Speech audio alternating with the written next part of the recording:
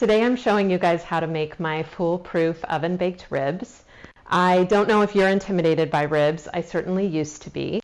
The first time I ever attempted them was right after college in my apartment. I tried grilling them, I tried slathering on a bunch of barbecue sauce, and they just came out tough and burnt. And at that point I decided that ribs must just be the purview of barbecue joints, and I didn't try again for a really long time.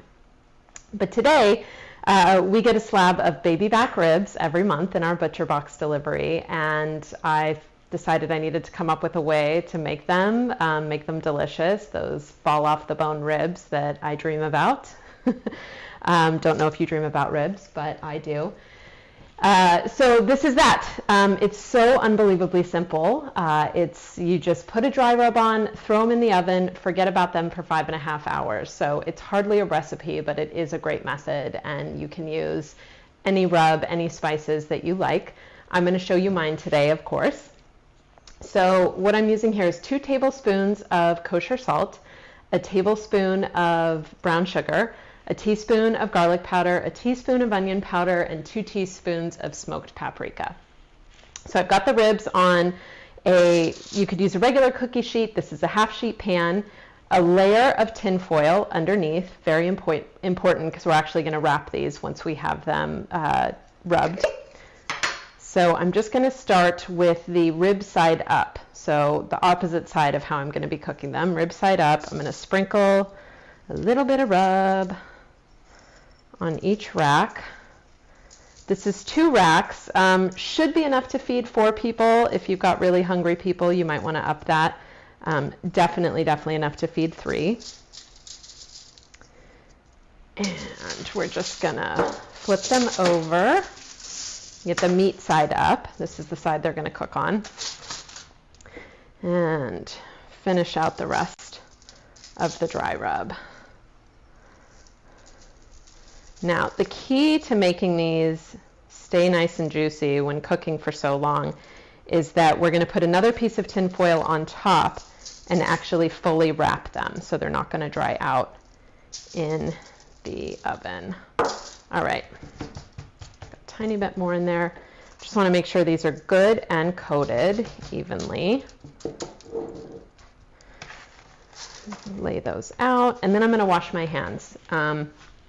I know everybody is washing their hands quite a lot these days with COVID, but if you don't know, I'm sure you probably know, but if you don't know, you really need to wash your hands well every time you touch raw meat. All right. Hands are washed. Okay. And then we just need another piece of tin foil to wrap these up. I'm going to lay it right on top, and we're just going to crimp the edges together all the way around.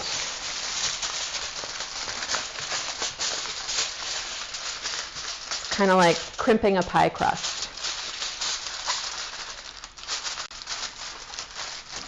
All right. Make sure that is sealed on all sides. So there you go. You've just got your neat little package of ribs. That goes in an oven set to 300 for 5.5 hours. You could go as long as 6 if you're out and forget to take them out.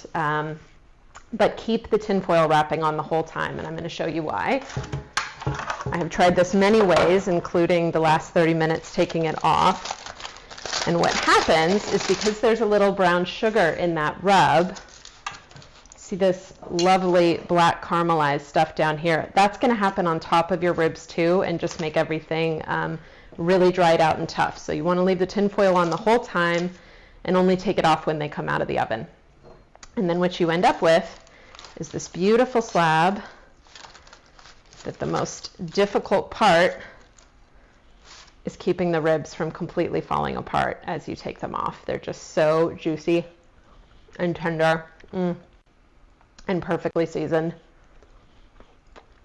So unbelievably good. All right, let me know if you give it a shot.